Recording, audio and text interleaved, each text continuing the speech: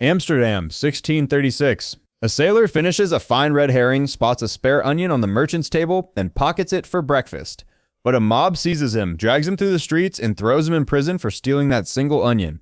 That onion was no onion at all, a Semper Augustus tulip bulb worth 3,000 guilders. Enough, the merchant says, to feast the Prince of Orange and his entire royal court. That's the story anyway. A nation, they say, gripped entirely by Tulip Mania. Before we go further, subscribe, because this story's real mechanic changes how you see every bubble since. Now, the Dutch Republic, newly free in Europe's richest economy. Amsterdam built the tools of modern finance, stock markets, formal contracts, joint stock companies. Merchants and ship owners, not aristocrats, filled the Grand Canal-side mansions of the Golden Age.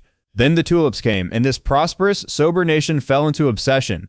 In 1641, writer Charles Mackay claimed the eccentric elite lost their heads for flowers. The Viceroy, the Admiral of Admirals, the Semper Augustus, the most prized names in the trade, every broken tulip flowered with a unique, unrepeatable pattern, essentially non-fungible flowers. Seeing prices climb, ordinary investors rushed in, chasing the rising line.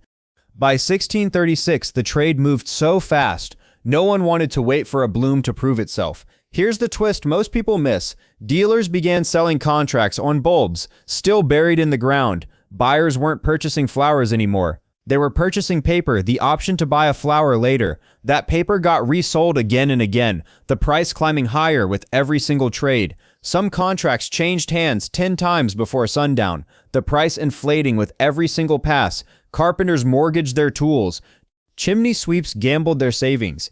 Everyone wanted in. Those priced out of rare bulbs bought common tulips in bulk, dreaming of the payout. Legend says a visiting botanist sliced open a bulb for science and was thrown in jail. Single tulips sold for the price of a Grand Canal-side mansion. One man reportedly traded an entire working brewery for a single Semper Augustus bulb. Then, in February of 1637, the whole trade collapsed. Ruin, they say, for the country's finest merchants. Legend claims a depression followed, Amsterdam's canal swallowing ruined businessmen who leapt in. That story got retold everywhere. Textbooks, films, even every crypto crash comparison since.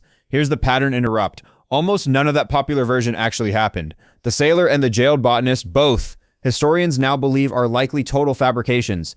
So historians went back to the archives to re-examine what Tulip Mania actually was. Some facts do hold up, a real trade existed, and prices really did hit outrageous highs. Futures contracts were real, and so was the steep collapse of 1637. Historian Anne Goldgard dug into the ledgers and found a small trade, not a mass frenzy. Here's the counterintuitive fact. Goldgard never found a single documented bankruptcy from the whole affair. So a real debate opens. Was this famous first bubble even a bubble at all? A true bubble needs buyers who don't actually want the asset, only the resale profit. But the Dutch really wanted tulips, not just the chance to flip them for guilders. Owning a rare tulip marked you as wealthy, educated, and a person of true refined taste.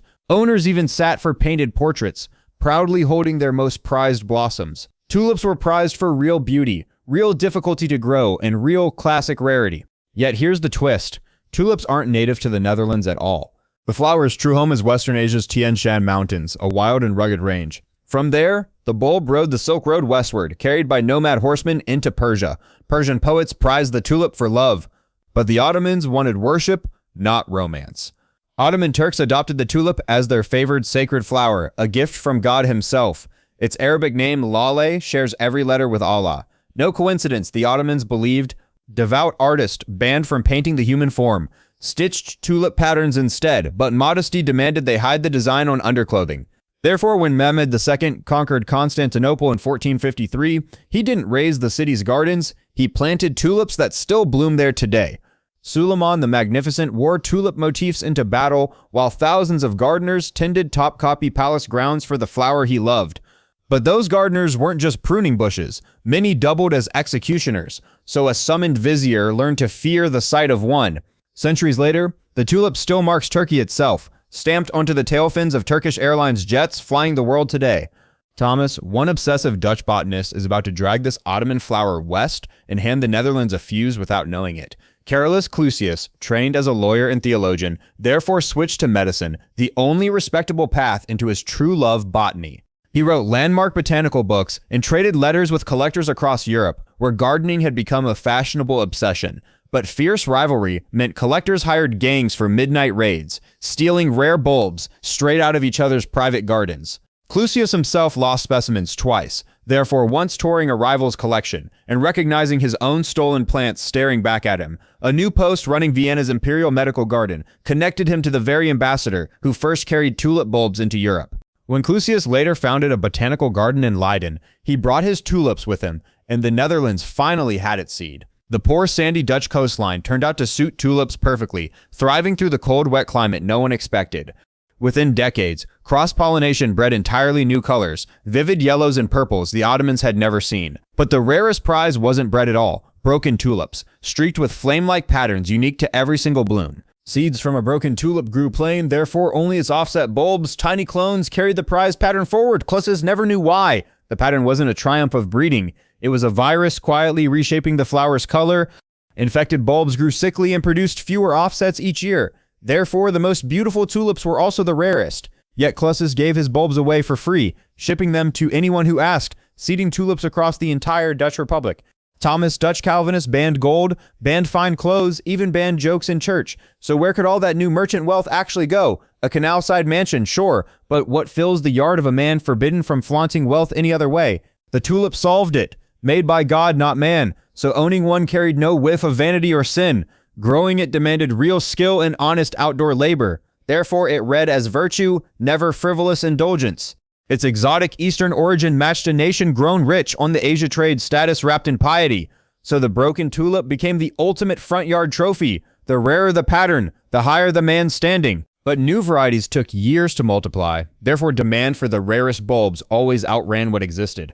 In a smoke-filled Harlem tavern, informal traders calling themselves the college gathered to broker the flower's booming business.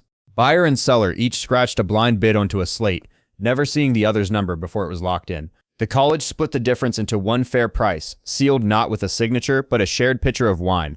In the United Provinces, status came from wealth and guild standing, not bloodline. A republic anyone could theoretically buy into. Immigrant artisans, arriving by the thousands, used tulip ownership to buy their way into Dutch society's inner circle.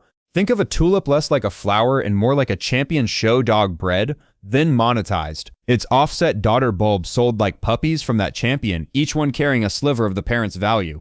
Tradition confined buying to 2 windows: April's bloom to inspect the flower, June's lifting to dig up the bulb. Thomas, then someone asked why wait for summer, and invented a contract to buy a tulip that hadn't even flowered. If this surprises you, subscribe, the real mechanic is still ahead. Colleges priced bulbs by weight using ACE, an impossibly small measure normally reserved for weighing gold itself. A buyer sealed the deal with a 10% deposit, promising the rest once lifting time proved the bulb's true value. If prices climb by lifting time, that same contract could be resold instantly for a clean guilder profit. But why even wait for lifting time? Therefore, buyers began reselling the paper contract itself before the bulb ever bloomed. Thomas traces a glowing golden thread through a stack of paper contracts.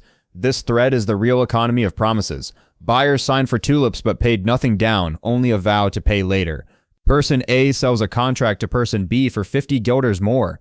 Person B sells it to person C for another 50. Each hand never touches a real tulip, only rising paper profit. But the whole chain rests on one final buyer showing up. If nobody wants the tulip at lifting time, every promise behind it collapses instantly. Guilder by guilder. They called it the wind trade. Paper promises changing hands. No coin, no bulb, nothing solid exchanged at all.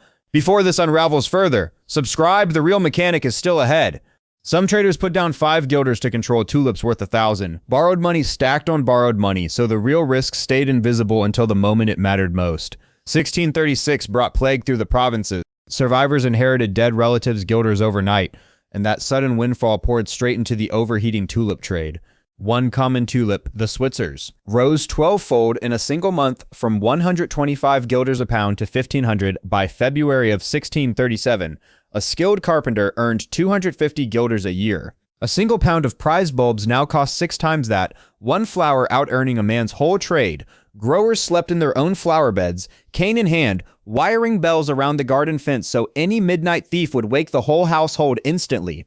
Tavern keeper and grower Wouter Winkel died in the summer of 1636, leaving his children orphaned and one of the finest tulip collections in the Netherlands behind him.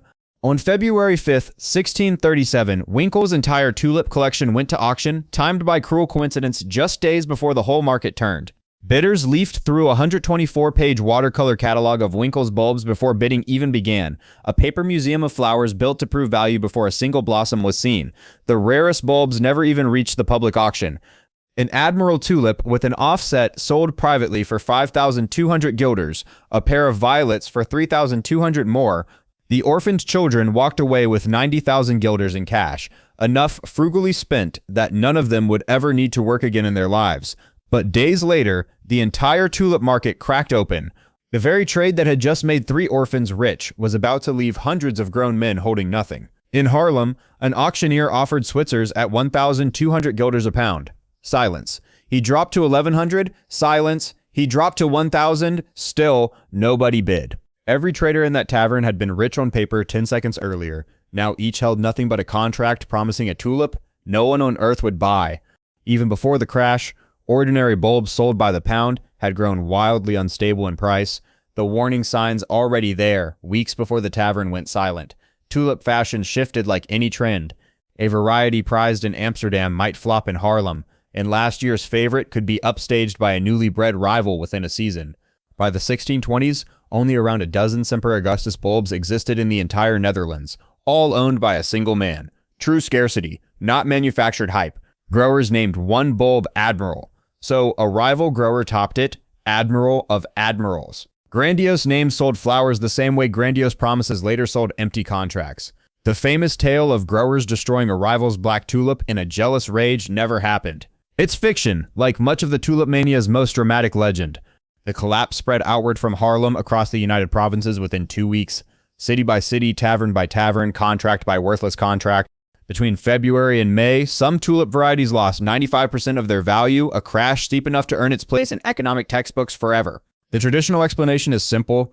Prices climbed so absurdly high that buyers finally realized no one below them could possibly pay more. But historians now argue something else. Haarlem's warmer climate meant its 1637 crop simply bloomed first, and bigger than ever. Tell me below, bubble or oversupply?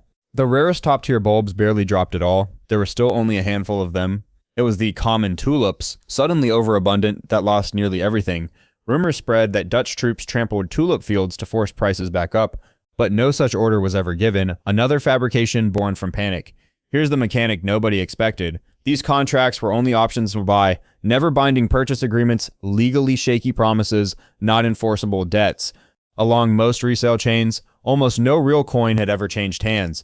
Just promises passed forward, each one betting the next person would actually pay. Historian Anne Goldgar combed the actual court records and never found a resale chain longer than 5 people, far short of the legendary 10 trades a day. Furious sellers dragged buyers before the Court of Holland. Furious buyers dragged their guarantors. Within weeks, the nation's highest court was drowning in tulip lawsuits, but the Court of Holland refused to rule. It handed every tulip dispute back down to local city governments, washing its hands of the entire mess. Most buyers ultimately settled for paying just 3 to 10% of what they'd promised, pennies on the guilder spread across easy installments. Here's the twist. Historian Anne Goldgar could not find a single documented bankruptcy caused by the tulip crash. The depression in the old story never actually happened. Dutch Calvinists branded the whole trade sinful and unchristian. Profiting from paper instead of honest labor offended everything their strict faith was built on. Cheap pamphlets accused traders of secret price-fixing rings, and counterfeit bulbs sold as rare originals. Outrage sold faster than the flowers ever had. Cities canceled late contracts outright and pushed the rest to arbitration between neighbors. A strikingly uncapitalist fix for a supposedly capitalist disaster. Weavers and tavern keepers making real money threatened the old order. If common trades could out-earn merchants overnight, what exactly did status even mean anymore? Pamphlets staged as two-person dialogues mocked traders in jesters' caps, read aloud in taverns for laughs, entertainment built entirely on other people's ruin. Painters cast the goddess Flora, patron of flowers, as greedy and fickle, luring foolish tradesmen onto a doomed ship sailing straight into the sea. Satirical prints filled her ship with monkeys, symbols of foolishness, defecating on tulip bulbs and traders alike, Dutch shame rendered in oil paint for centuries to come. Here is the twist historians uncovered. Those harsh anti-tulip pamphlets, printed as jesters mocking greedy traders, became nearly the only surviving records, meaning the mania's whole reputation rests on its harshest critics. Therefore, 2 centuries later, journalist Charles Mackay leaned entirely on those one-sided pamphlets, lifting his tulip chapter almost wholesale from an earlier author's book without checking a single court record himself. But that plagiarized, unverified chapter became a runaway bestseller in 1841 in its Sailor Eats the Bulb Tale, its bankrupt merchants, none of it checked, calcified into the legend the whole world still repeats today. And here is the final irony. That same Mackay, so quick to mock tulip fools, later cheered on Britain's railway shares as they soared right before that bubble burst for real, ruining investors his own book never warned.